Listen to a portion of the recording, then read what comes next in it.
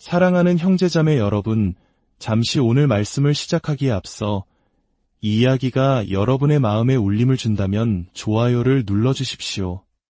여러분의 작은 손길은 이 귀한 말씀이 더 많은 영혼에게 닿을 수 있도록 돕는 하나님의 귀한 도구가 됩니다.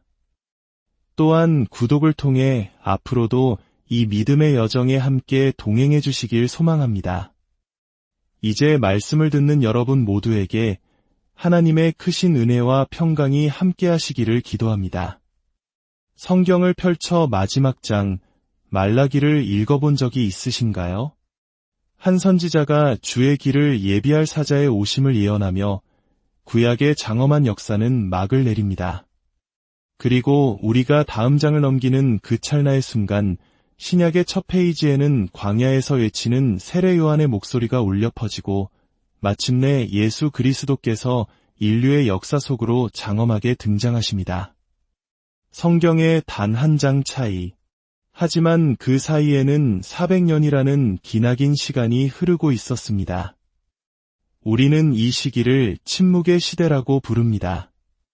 이스라엘에는 더 이상 선지자의 음성도 새로운 성경 말씀도 하늘로부터 오는 직접적인 계시도 기록되지 않았기 때문입니다. 과연 그 400년 동안 무슨 일이 있었던 걸까요? 구약의 약속과 신약의 성취, 그 거대한 두 언약 사이에서 하나님은 정말 침묵하고 계셨던 것일까요? 아니면 인류 역사상 가장 중대한 순간, 바로 그분의 아들이 오실 정확한 때를 위해 무대 뒤에서 모든 것을 치밀하게 조율하고 계셨던 것은 아닐까요? 하나님의 침묵이 곧 그분의 부재를 의미하는 것은 아닙니다. 역사는 우리에게 분명히 말합니다. 이 400년은 하나님의 계획이 멈춘 공백기가 아니라 오히려 인류 구원을 위한 가장 거대하고 치밀한 준비의 시간이었습니다.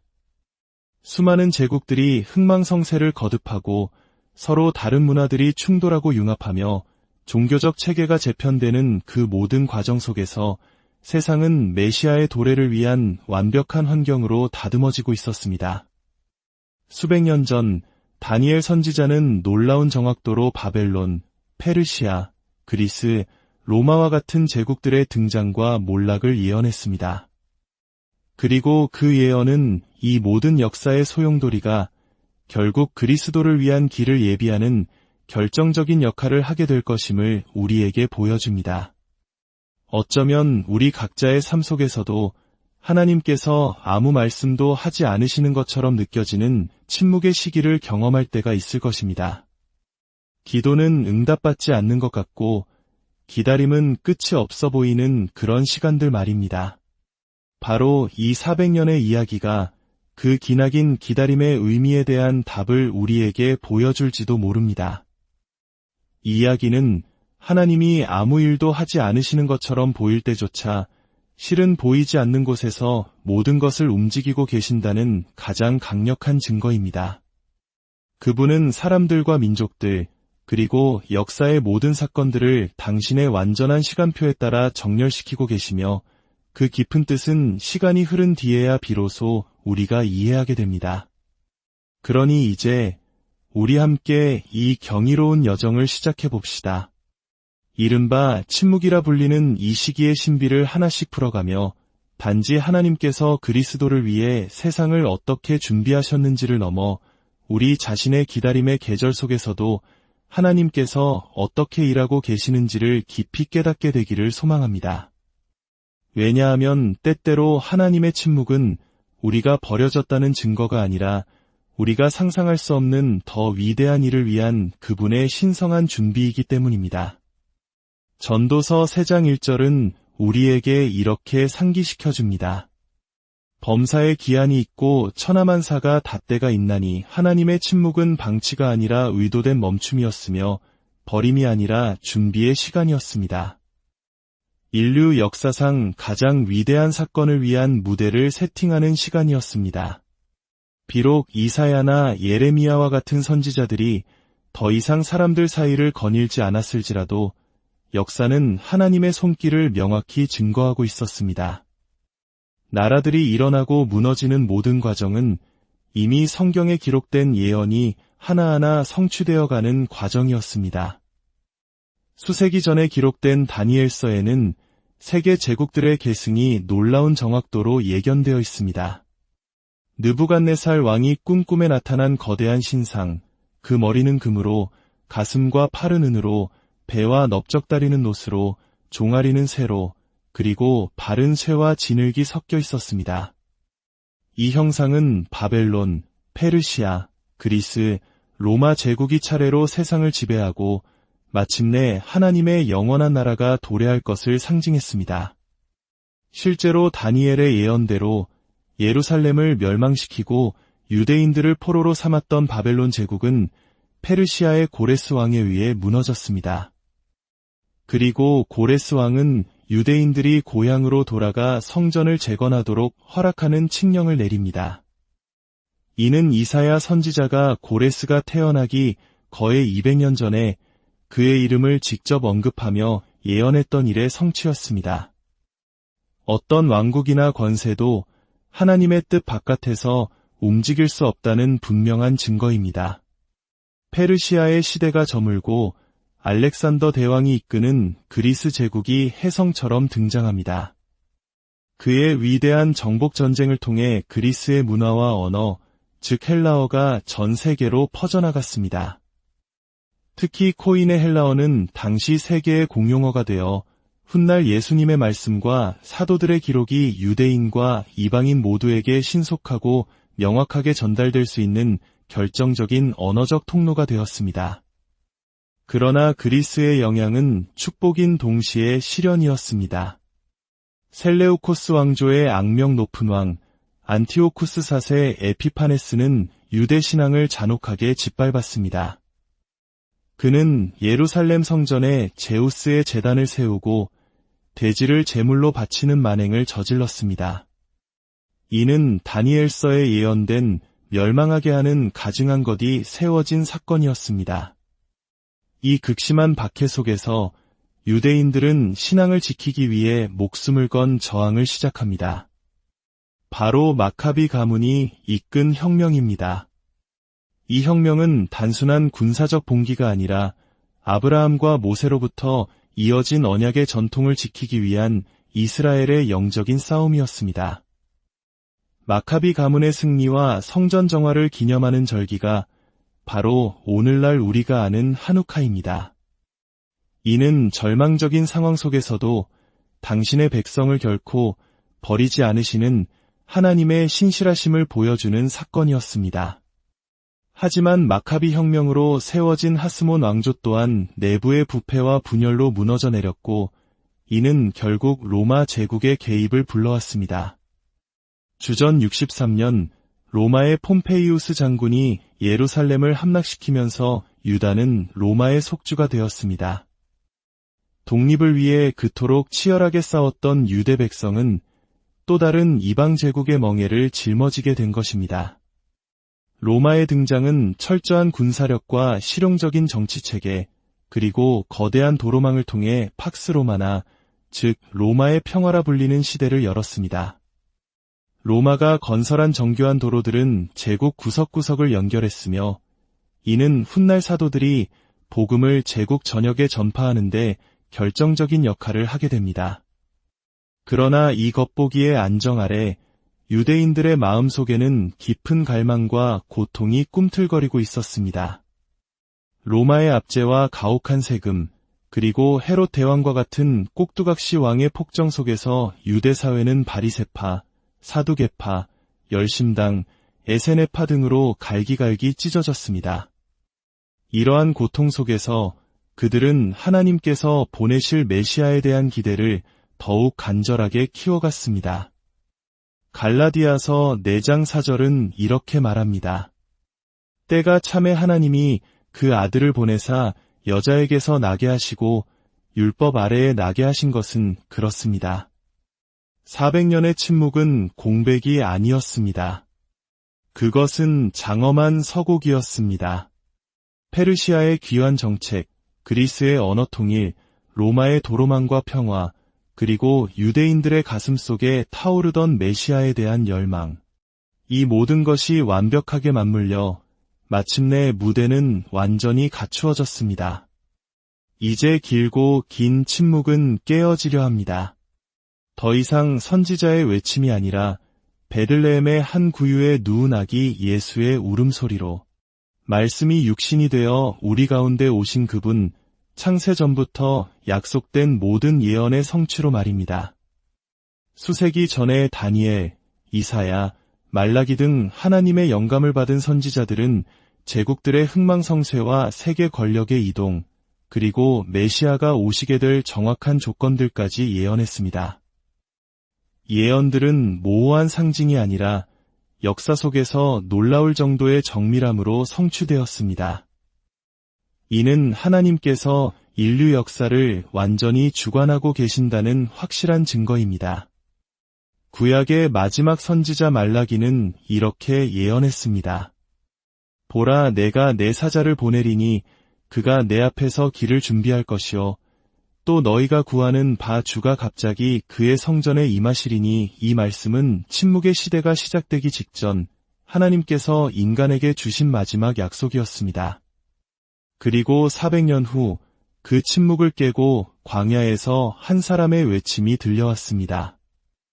회개하라, 천국이 가까이 왔느니라. 낙타털 옷을 입고 주의 길을 예비한 이 사람, 그가 바로 말라기가 예언했던 사자 세례 요한이었습니다. 이 모든 역사의 퍼즐 조각들이 맞춰지기까지 제국들은 하나님의 계획 안에서 움직였습니다. 다니엘이 예언한 대로 바벨론은 페르시아에 의해 무너졌고, 페르시아는 그리스의 알렉산더 대왕 앞에 무릎 꿇었습니다. 알렉산더의 제국은 예언대로 4명의 장군에게 나뉘었고, 그중 하나인 셀레우코스 왕조의 안티오쿠스 사세는 성전을 더럽히며 유대 신앙을 위협했습니다. 이는 마카비 혁명을 촉발시켰고, 유대인들은 신앙을 지키기 위한 치열한 투쟁을 벌였습니다. 그러나 그들이 세운 하스몬 왕조 역시 부패와 분열로 쇠락했고, 마침내 로마 제국이 등장하여 유다를 지배하게 됩니다.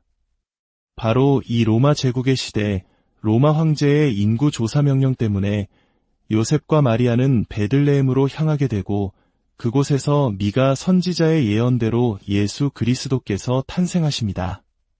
베들레헴 에브라다야, 너는 유다 족속 중에 작을지라도 이스라엘을 다스릴 자가 내게서 내게로 나올 것이라. 제국의 흥망, 권력의 이동, 억압과 해방의 모든 순간들은 결코 우연이 아니었습니다.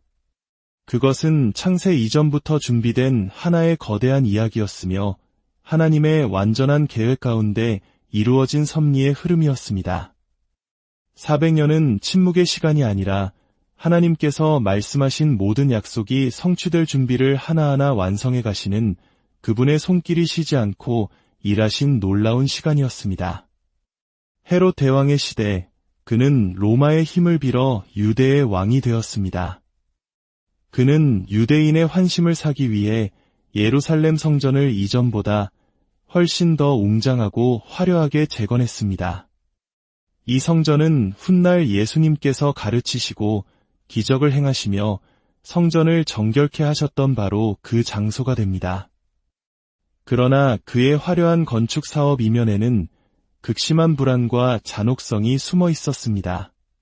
그는 자신의 권력에 위협이 된다고 생각하는 모든 사람을, 심지어 아내와 아들들까지도 무참히 살해했습니다.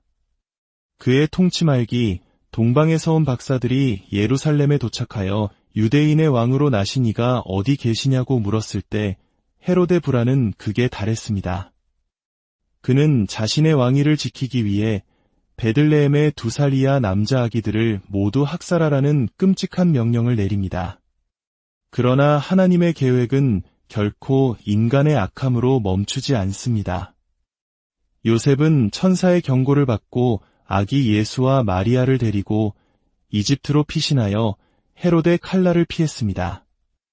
폭군 헤롯이 권력의 정점에서 발버둥 치던 바로 그 어둠 속에서 베들레헴의 작은 마국 안에서는 인류의 참된 왕이 이미 태어나 계셨습니다. 그분은 공포가 아닌 사랑으로 통치하실 것이며 칼이 아닌 말씀으로 다스리실 것입니다.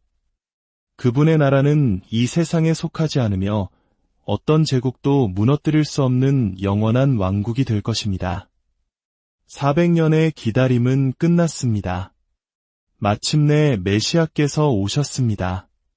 세상의 제국들은 자신들의 영광을 위해 길을 닫고 법을 만들고 평화를 선포했습니다.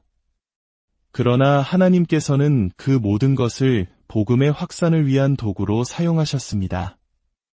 로마가 닦은 도로는 사도들이 복음을 들고 세상 끝까지 나아갈 수 있는 통로가 되었습니다. 알렉산더가 퍼뜨린 헬라어는 신약 성경이 기록되고 민족과 언어의 장벽을 넘어 하나님의 말씀이 선포될 수 있는 기반이 되었습니다. 바벨론 포로기 이후 생겨난 해당들은 훗날 예수님과 사도들이 말씀을 가르치는 첫 번째 무대가 되었습니다. 이 모든 물리적인 준비보다 더 중요했던 것은 바로 사람들의 마음속에 일어난 준비였습니다. 오랜 억압과 고통 속에서 유대민족은 그 어느 때보다 간절하게 구원자를, 메시아를 갈망했습니다. 그들의 마음은 마른 땅처럼 하나님의 말씀을 기다리고 있었습니다. 그래서 그분이 오셨을 때 그분의 메시지는 결코 무시될 수 없었습니다. 400년의 침묵이 깨지는 순간은 예언자의 웅변이 아닌 구유 속 아기의 울음소리였습니다. 그 아기는 모든 예언의 성취이자 하나님의 영원한 사랑이 인간의 모습으로 나타난 실체였습니다. 이 놀라운 역사를 돌아볼 때 우리는 한 가지 진리를 다시금 붙잡게 됩니다. 하나님은 우리가 볼 수 없고 그분의 음성을 들을 수 없는 침묵의 순간에도 여전히 우리를 위해 일하고 계신다는 사실입니다. 400년의 침묵은 버려짐이 아닌 준비의 시간이었습니다. 그리고 하나님은 지금도 동일하게 우리의 삶 속에서 우리가 아직 다 이해하지 못하는 방식으로 그분의 선하신 계획을 정교하게 이루어 가고 계십니다. 혹시 당신의 삶이 지금 기나긴 침묵의 터널을 지나고 있습니까? 하나님의 약속이 잊혀진 것처럼 느껴지십니까? 오늘 이 400년의 역사를 기억하십시오. 하나님의 지연은 결코 거절이 아닙니다. 그것은 가장 완벽한 때를 위한 준비입니다. 그리스도의 초림을 위해 온 세상을 준비하셨던 하나님께서 지금도 다시 오실 그날을 위해 그리고 당신의 삶을 위해 일하고 계십니다. 기다림은 끝났습니다. 메시아는 오셨고 다시 오실 것입니다. 오늘 말씀을 끝까지 함께 해주신 여러분께 진심으로 감사드립니다. 이 여정이 여러분의 마음에 깊은 울림을 주었다면 말씀을 함께 나누어 주시고 앞으로의 여정에도 동행해 주시길 바랍니다. 다음 이야기에서 다시 만날 때까지 역사를 주관하시는 동일한 하나님의 손이 바로 여러분의 인생을 인도하고 계심을 믿으시길 바랍니다. 400년의 침묵을 깨뜨렸던 그 사랑의 음성이 지금도 여러분의 마음을 두드리고 계십니다. 주님께서 여러분과 여러분의 가정을 늘 지켜주시고 평강과 은혜로 충만하게 채워주시기를 간절히 기도합니다. 사랑하는 형제자매 여러분, 잠시 오늘 말씀을 시작하기에 앞서 이 이야기가 여러분의 마음에 울림을 준다면 좋아요를 눌러주십시오. 여러분의 작은 손길은 이 귀한 말씀이 더 많은 영혼에게 닿을 수 있도록 돕는 하나님의 귀한 도구가 됩니다. 또한 구독을 통해 앞으로도 이 믿음의 여정에 함께 동행해 주시길 소망합니다. 이제 말씀을 듣는 여러분 모두에게 하나님의 크신 은혜와 평강이 함께 하시기를 기도합니다. 성경을 펼쳐 마지막 장 말라기를 읽어본 적이 있으신가요? 한 선지자가 주의 길을 예비할 사자의 오심을 예언하며 구약의 장엄한 역사는 막을 내립니다. 그리고 우리가 다음 장을 넘기는 그 찰나의 순간 신약의 첫 페이지에는 광야에서 외치는 세례 요한의 목소리가 울려 퍼지고 마침내 예수 그리스도께서 인류의 역사 속으로 장엄하게 등장하십니다. 성경의 단 한 장 차이. 하지만 그 사이에는 400년이라는 기나긴 시간이 흐르고 있었습니다. 우리는 이 시기를 침묵의 시대라고 부릅니다. 이스라엘에는 더 이상 선지자의 음성도 새로운 성경 말씀도 하늘로부터 오는 직접적인 계시도 기록되지 않았기 때문입니다. 과연 그 400년 동안 무슨 일이 있었던 걸까요? 구약의 약속과 신약의 성취, 그 거대한 두 언약 사이에서 하나님은 정말 침묵하고 계셨던 것일까요? 아니면 인류 역사상 가장 중대한 순간, 바로 그분의 아들이 오실 정확한 때를 위해 무대 뒤에서 모든 것을 치밀하게 조율하고 계셨던 것은 아닐까요? 하나님의 침묵이 곧 그분의 부재를 의미하는 것은 아닙니다. 역사는 우리에게 분명히 말합니다. 이 400년은 하나님의 계획이 멈춘 공백기가 아니라 오히려 인류 구원을 위한 가장 거대하고 치밀한 준비의 시간이었습니다. 수많은 제국들이 흥망성쇠를 거듭하고 서로 다른 문화들이 충돌하고 융합하며 종교적 체계가 재편되는 그 모든 과정 속에서 세상은 메시아의 도래를 위한 완벽한 환경으로 다듬어지고 있었습니다. 수백 년 전 다니엘 선지자는 놀라운 정확도로 바벨론, 페르시아, 그리스, 로마와 같은 제국들의 등장과 몰락을 예언했습니다. 그리고 그 예언은 이 모든 역사의 소용돌이가 결국 그리스도를 위한 길을 예비하는 결정적인 역할을 하게 될 것임을 우리에게 보여줍니다. 어쩌면 우리 각자의 삶 속에서도 하나님께서 아무 말씀도 하지 않으시는 것처럼 느껴지는 침묵의 시기를 경험할 때가 있을 것입니다. 기도는 응답받지 않는 것 같고 기다림은 끝이 없어 보이는 그런 시간들 말입니다. 바로 이 400년의 이야기가 그 기나긴 기다림의 의미에 대한 답을 우리에게 보여줄지도 모릅니다. 이 이야기는 하나님이 아무 일도 하지 않으시는 것처럼 보일 때조차 실은 보이지 않는 곳에서 모든 것을 움직이고 계신다는 가장 강력한 증거입니다. 그분은 사람들과 민족들, 그리고 역사의 모든 사건들을 당신의 완전한 시간표에 따라 정렬시키고 계시며 그 깊은 뜻은 시간이 흐른 뒤에야 비로소 우리가 이해하게 됩니다. 그러니 이제 우리 함께 이 경이로운 여정을 시작해 봅시다. 이른바 침묵이라 불리는 이 시기의 신비를 하나씩 풀어가며 단지 하나님께서 그리스도를 위해 세상을 어떻게 준비하셨는지를 넘어 우리 자신의 기다림의 계절 속에서도 하나님께서 어떻게 일하고 계시는지를 깊이 깨닫게 되기를 소망합니다. 왜냐하면 때때로 하나님의 침묵은 우리가 버려졌다는 증거가 아니라 우리가 상상할 수 없는 더 위대한 일을 위한 그분의 신성한 준비이기 때문입니다. 전도서 3장 1절은 우리에게 이렇게 상기시켜줍니다. 범사에 기한이 있고 천하만사가 닷대가 있나니 하나님의 침묵은 방치가 아니라 의도된 멈춤이었으며 버림이 아니라 준비의 시간이었습니다. 인류 역사상 가장 위대한 사건을 위한 무대를 세팅하는 시간이었습니다. 비록 이사야나 예레미야와 같은 선지자들이 더 이상 사람들 사이를 거닐지 않았을지라도 역사는 하나님의 손길을 명확히 증거하고 있었습니다. 나라들이 일어나고 무너지는 모든 과정은 이미 성경에 기록된 예언이 하나하나 성취되어가는 과정이었습니다. 수세기 전에 기록된 다니엘서에는 세계 제국들의 계승이 놀라운 정확도로 예견되어 있습니다. 느부갓네살 왕이 꿈꿈에 나타난 거대한 신상, 그 머리는 금으로, 가슴과 팔은 은으로, 배와 넓적다리는 노스로, 종아리는 쇠로, 그리고 발은 쇠와 진흙이 섞여 있었습니다.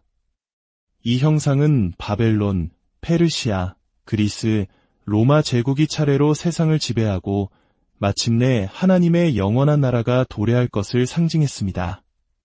실제로 다니엘의 예언대로 예루살렘을 멸망시키고 유대인들을 포로로 삼았던 바벨론 제국은 페르시아의 고레스 왕에 의해 무너졌습니다. 그리고 고레스 왕은 유대인들이 고향으로 돌아가 성전을 재건하도록 허락하는 칙령을 내립니다. 이는 이사야 선지자가 고레스가 태어나기 거의 200년 전에 그의 이름을 직접 언급하며 예언했던 일의 성취였습니다. 어떤 왕국이나 권세도 하나님의 뜻 바깥에서 움직일 수 없다는 분명한 증거입니다. 페르시아의 시대가 저물고 알렉산더 대왕이 이끄는 그리스 제국이 혜성처럼 등장합니다. 그의 위대한 정복 전쟁을 통해 그리스의 문화와 언어, 즉 헬라어가 전 세계로 퍼져나갔습니다. 특히 코인의 헬라어는 당시 세계의 공용어가 되어 훗날 예수님의 말씀과 사도들의 기록이 유대인과 이방인 모두에게 신속하고 명확하게 전달될 수 있는 결정적인 언어적 통로가 되었습니다. 그러나 그리스의 영향은 축복인 동시에 시련이었습니다. 셀레우코스 왕조의 악명 높은 왕, 안티오쿠스 4세 에피파네스는 유대 신앙을 잔혹하게 짓밟았습니다.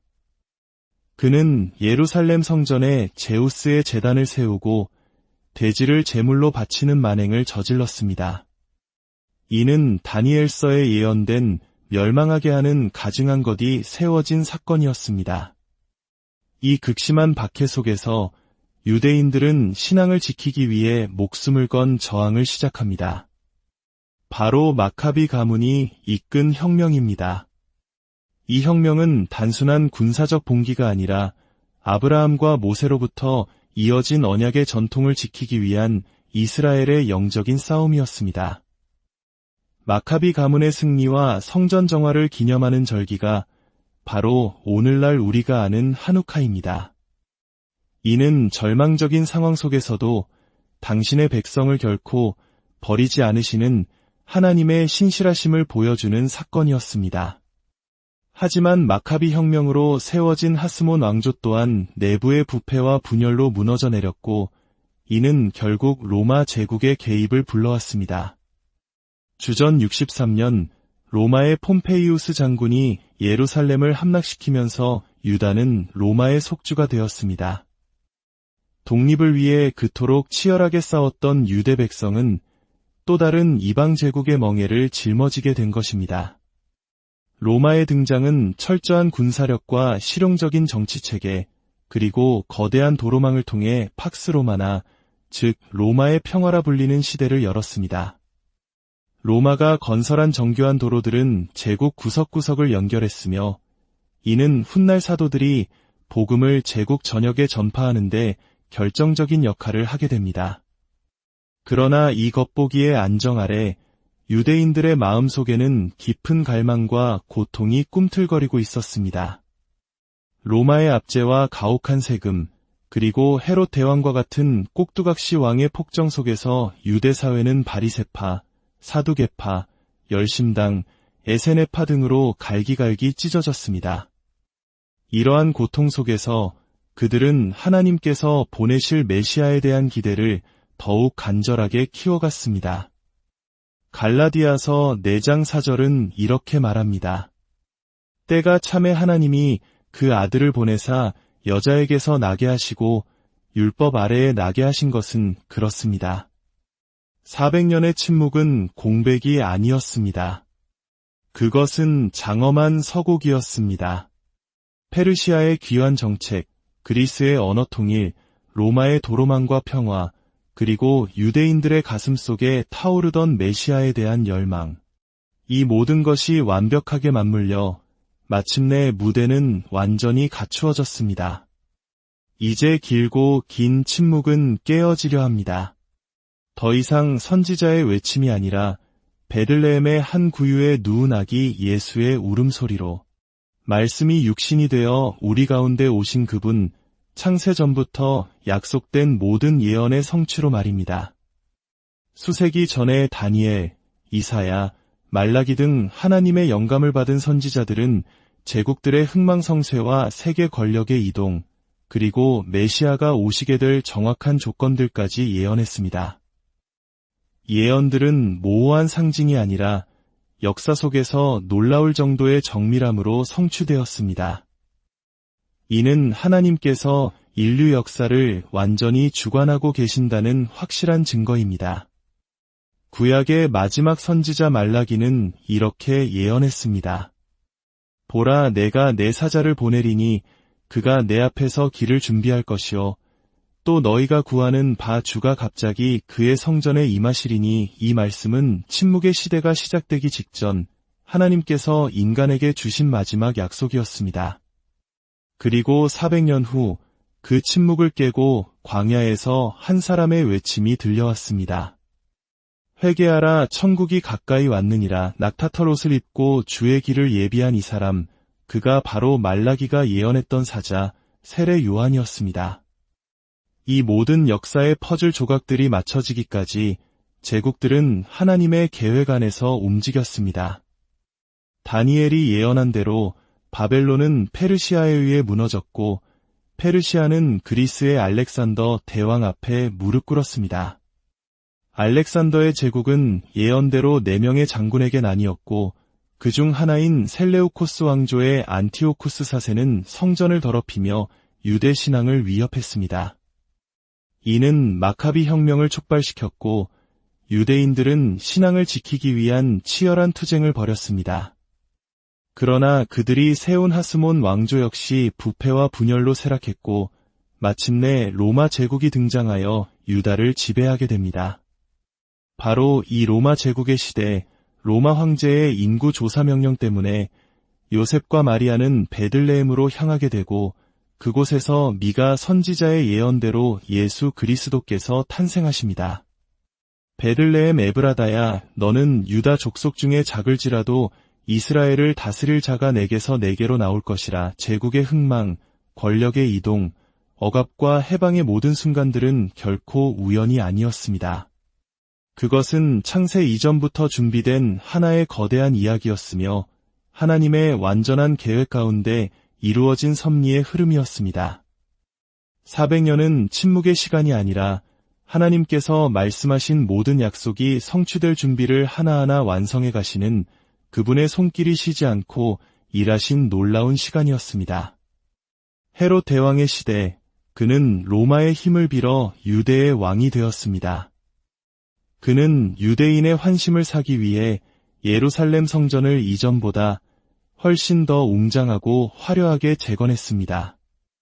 이 성전은 훗날 예수님께서 가르치시고 기적을 행하시며 성전을 정결케 하셨던 바로 그 장소가 됩니다.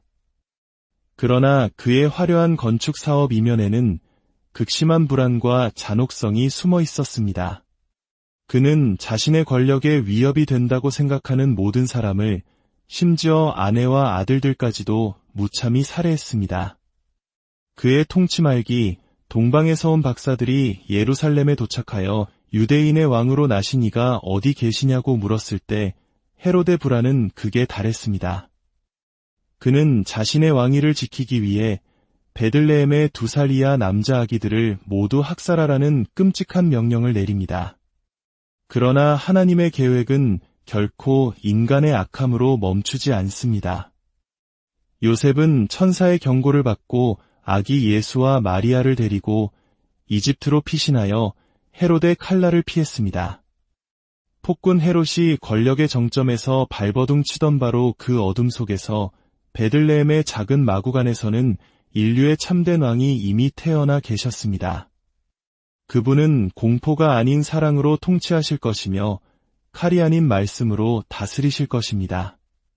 그분의 나라는 이 세상에 속하지 않으며 어떤 제국도 무너뜨릴 수 없는 영원한 왕국이 될 것입니다. 400년의 기다림은 끝났습니다. 마침내 메시아께서 오셨습니다. 세상의 제국들은 자신들의 영광을 위해 길을 닫고 법을 만들고 평화를 선포했습니다. 그러나 하나님께서는 그 모든 것을 복음의 확산을 위한 도구로 사용하셨습니다. 로마가 닦은 도로는 사도들이 복음을 들고 세상 끝까지 나아갈 수 있는 통로가 되었습니다. 알렉산더가 퍼뜨린 헬라어는 신약 성경이 기록되고 민족과 언어의 장벽을 넘어 하나님의 말씀이 선포될 수 있는 기반이 되었습니다. 바벨론 포로기 이후 생겨난 해당들은 훗날 예수님과 사도들이 말씀을 가르치는 첫 번째 무대가 되었습니다. 이 모든 물리적인 준비보다 더 중요했던 것은 바로 사람들의 마음속에 일어난 준비였습니다. 오랜 억압과 고통 속에서 유대민족은 그 어느 때보다 간절하게 구원자를, 메시아를 갈망했습니다. 그들의 마음은 마른 땅처럼 하나님의 말씀을 기다리고 있었습니다. 그래서 그분이 오셨을 때 그분의 메시지는 결코 무시될 수 없었습니다. 400년의 침묵이 깨지는 순간은 예언자의 웅변이 아닌 구유 속 아기의 울음소리였습니다. 그 아기는 모든 예언의 성취이자 하나님의 영원한 사랑이 인간의 모습으로 나타난 실체였습니다.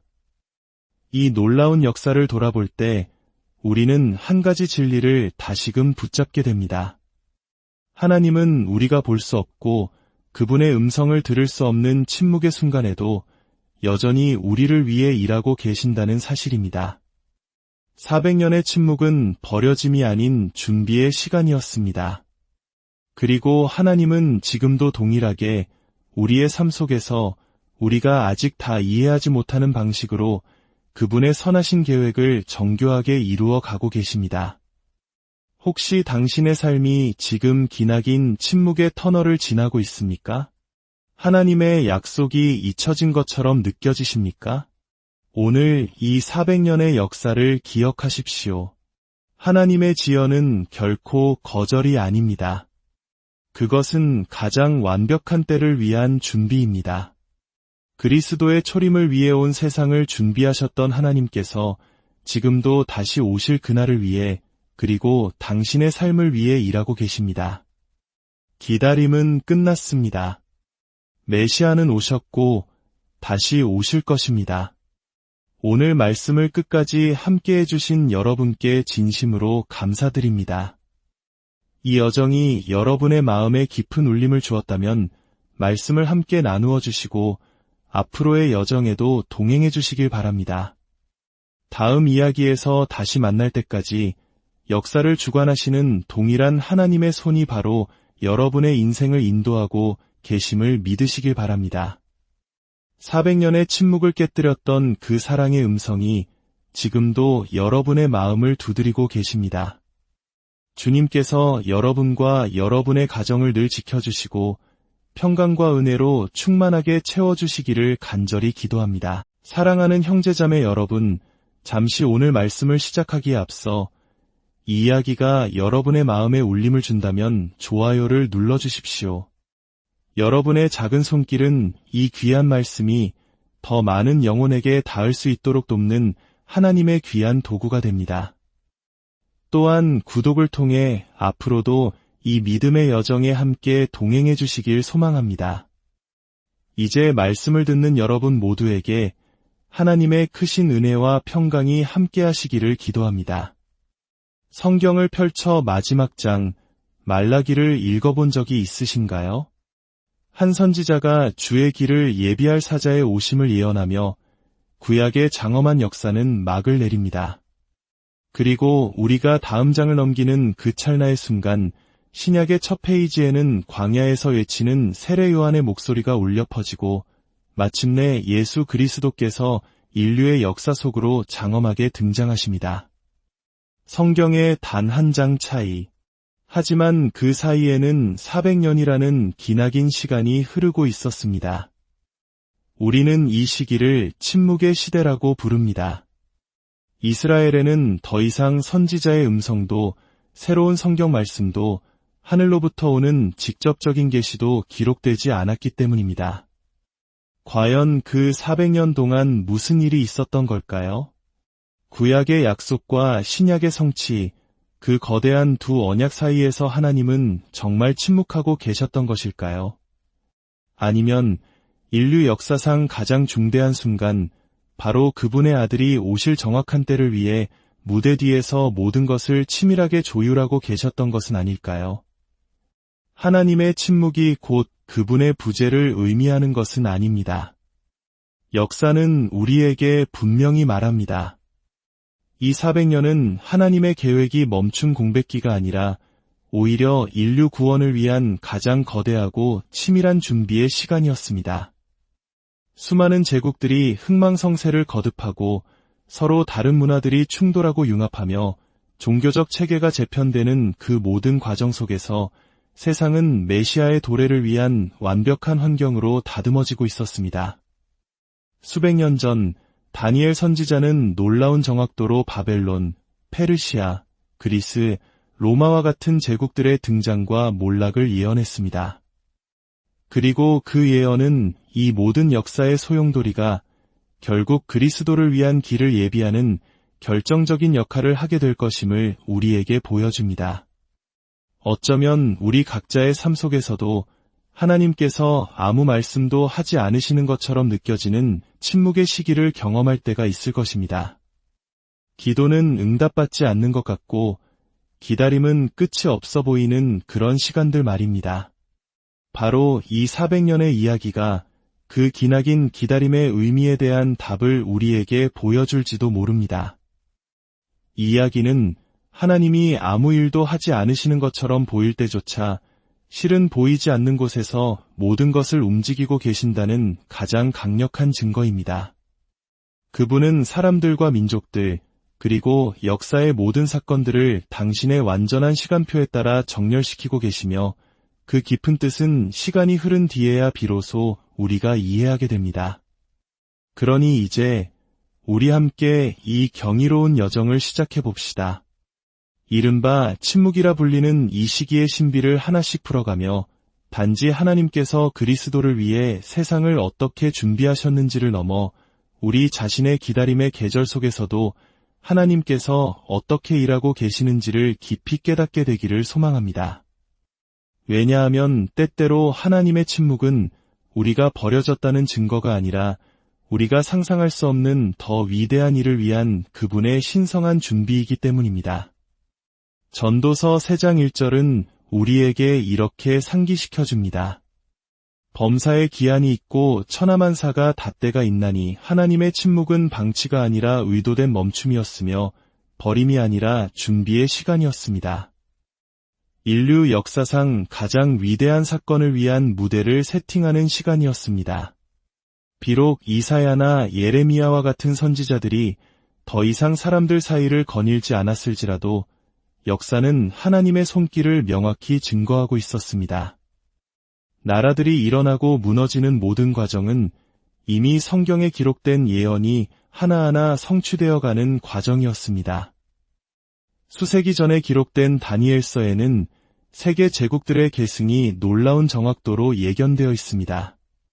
느부갓네살 왕이 꿈꿈에 나타난 거대한 신상, 그 머리는 금으로, 가슴과 팔은 은으로, 배와 넓적다리는 노스로, 종아리는 쇠로, 그리고 발은 쇠와 진흙이 섞여 있었습니다. 이 형상은 바벨론, 페르시아, 그리스, 로마 제국이 차례로 세상을 지배하고 마침내 하나님의 영원한 나라가 도래할 것을 상징했습니다. 실제로 다니엘의 예언대로 예루살렘을 멸망시키고 유대인들을 포로로 삼았던 바벨론 제국은 페르시아의 고레스 왕에 의해 무너졌습니다. 그리고 고레스 왕은 유대인들이 고향으로 돌아가 성전을 재건하도록 허락하는 칙령을 내립니다. 이는 이사야 선지자가 고레스가 태어나기 거의 200년 전에 그의 이름을 직접 언급하며 예언했던 일의 성취였습니다. 어떤 왕국이나 권세도 하나님의 뜻 바깥에서 움직일 수 없다는 분명한 증거입니다. 페르시아의 시대가 저물고 알렉산더 대왕이 이끄는 그리스 제국이 혜성처럼 등장합니다. 그의 위대한 정복 전쟁을 통해 그리스의 문화와 언어, 즉 헬라어가 전 세계로 퍼져나갔습니다. 특히 코인의 헬라어는 당시 세계의 공용어가 되어 훗날 예수님의 말씀과 사도들의 기록이 유대인과 이방인 모두에게 신속하고 명확하게 전달될 수 있는 결정적인 언어적 통로가 되었습니다. 그러나 그리스의 영향은 축복인 동시에 시련이었습니다. 셀레우코스 왕조의 악명 높은 왕 안티오쿠스 4세 에피파네스는 유대 신앙을 잔혹하게 짓밟았습니다. 그는 예루살렘 성전에 제우스의 제단을 세우고 돼지를 제물로 바치는 만행을 저질렀습니다. 이는 다니엘서에 예언된 멸망하게 하는 가증한 것이 세워진 사건이었습니다. 이 극심한 박해 속에서 유대인들은 신앙을 지키기 위해 목숨을 건 저항을 시작합니다. 바로 마카비 가문이 이끈 혁명입니다. 이 혁명은 단순한 군사적 봉기가 아니라 아브라함과 모세로부터 이어진 언약의 전통을 지키기 위한 이스라엘의 영적인 싸움이었습니다. 마카비 가문의 승리와 성전 정화를 기념하는 절기가 바로 오늘날 우리가 아는 하누카입니다. 이는 절망적인 상황 속에서도 당신의 백성을 결코 버리지 않으시는 하나님의 신실하심을 보여주는 사건이었습니다. 하지만 마카비 혁명으로 세워진 하스몬 왕조 또한 내부의 부패와 분열로 무너져 내렸고, 이는 결국 로마 제국의 개입을 불러왔습니다. 주전 63년 로마의 폼페이우스 장군이 예루살렘을 함락시키면서 유다는 로마의 속주가 되었습니다. 독립을 위해 그토록 치열하게 싸웠던 유대 백성은 또 다른 이방 제국의 멍에를 짊어지게 된 것입니다. 로마의 등장은 철저한 군사력과 실용적인 정치체계, 그리고 거대한 도로망을 통해 팍스 로마나, 즉 로마의 평화라 불리는 시대를 열었습니다. 로마가 건설한 정교한 도로들은 제국 구석구석을 연결했으며, 이는 훗날 사도들이 복음을 제국 전역에 전파하는 데 결정적인 역할을 하게 됩니다. 그러나 이 겉보기의 안정 아래 유대인들의 마음속에는 깊은 갈망과 고통이 꿈틀거리고 있었습니다. 로마의 압제와 가혹한 세금, 그리고 헤롯 대왕과 같은 꼭두각시 왕의 폭정 속에서 유대 사회는 바리새파, 사두개파, 열심당, 에세네파 등으로 갈기갈기 찢어졌습니다. 이러한 고통 속에서 그들은 하나님께서 보내실 메시아에 대한 기대를 더욱 간절하게 키워갔습니다. 갈라디아서 4장 4절은 이렇게 말합니다. 때가 참에 하나님이 그 아들을 보내사 여자에게서 나게 하시고 율법 아래에 나게 하신 것은 그렇습니다. 400년의 침묵은 공백이 아니었습니다. 그것은 장엄한 서곡이었습니다. 페르시아의 귀환 정책, 그리스의 언어 통일, 로마의 도로망과 평화, 그리고 유대인들의 가슴 속에 타오르던 메시아에 대한 열망. 이 모든 것이 완벽하게 맞물려 마침내 무대는 완전히 갖추어졌습니다. 이제 길고 긴 침묵은 깨어지려 합니다. 더 이상 선지자의 외침이 아니라 베들레헴의 한 구유의 누운 아기 예수의 울음소리로, 말씀이 육신이 되어 우리 가운데 오신 그분, 창세전부터 약속된 모든 예언의 성취로 말입니다. 수세기 전에 다니엘, 이사야, 말라기 등 하나님의 영감을 받은 선지자들은 제국들의 흥망성쇠와 세계 권력의 이동, 그리고 메시아가 오시게 될 정확한 조건들까지 예언했습니다. 예언들은 모호한 상징이 아니라 역사 속에서 놀라울 정도의 정밀함으로 성취되었습니다. 이는 하나님께서 인류 역사를 완전히 주관하고 계신다는 확실한 증거입니다. 구약의 마지막 선지자 말라기는 이렇게 예언했습니다. 보라, 내가 내 사자를 보내리니 그가 내 앞에서 길을 준비할 것이요 또 너희가 구하는 바 주가 갑자기 그의 성전에 임하시리니, 이 말씀은 침묵의 시대가 시작되기 직전 하나님께서 인간에게 주신 마지막 약속이었습니다. 그리고 400년 후 그 침묵을 깨고 광야에서 한 사람의 외침이 들려왔습니다. 회개하라, 천국이 가까이 왔느니라. 낙타털 옷을 입고 주의 길을 예비한 이 사람, 그가 바로 말라기가 예언했던 사자 세례 요한이었습니다. 이 모든 역사의 퍼즐 조각들이 맞춰지기까지 제국들은 하나님의 계획 안에서 움직였습니다. 다니엘이 예언한 대로 바벨론은 페르시아에 의해 무너졌고, 페르시아는 그리스의 알렉산더 대왕 앞에 무릎 꿇었습니다. 알렉산더의 제국은 예언대로 4명의 장군에게 나뉘었고, 그중 하나인 셀레우코스 왕조의 안티오쿠스 사세는 성전을 더럽히며 유대 신앙을 위협했습니다. 이는 마카비 혁명을 촉발시켰고, 유대인들은 신앙을 지키기 위한 치열한 투쟁을 벌였습니다. 그러나 그들이 세운 하스몬 왕조 역시 부패와 분열로 쇠락했고, 마침내 로마 제국이 등장하여 유다를 지배하게 됩니다.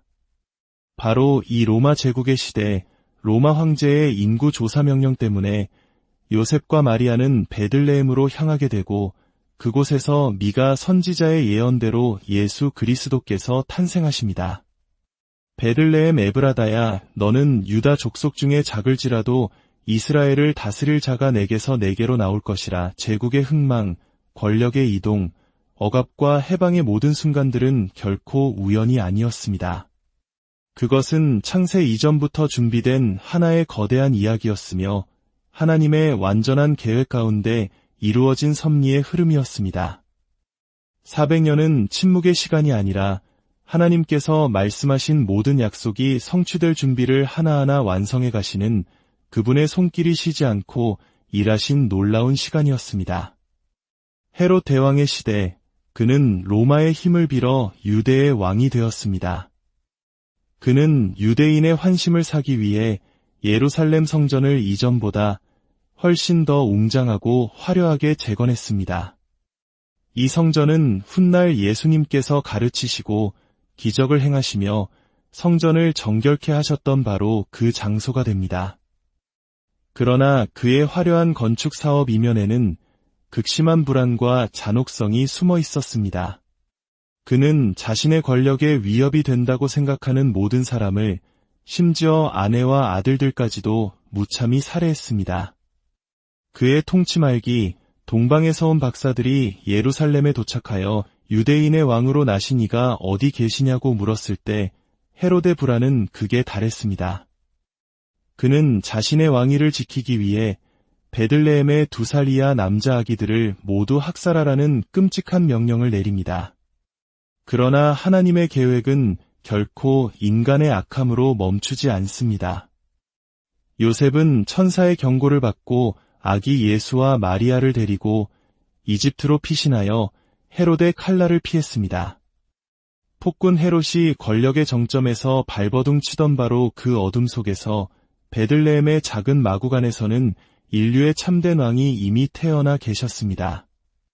그분은 공포가 아닌 사랑으로 통치하실 것이며 칼이 아닌 말씀으로 다스리실 것입니다. 그분의 나라는 이 세상에 속하지 않으며 어떤 제국도 무너뜨릴 수 없는 영원한 왕국이 될 것입니다. 400년의 기다림은 끝났습니다. 마침내 메시아께서 오셨습니다. 세상의 제국들은 자신들의 영광을 위해 길을 닫고 법을 만들고 평화를 선포했습니다. 그러나 하나님께서는 그 모든 것을 복음의 확산을 위한 도구로 사용하셨습니다.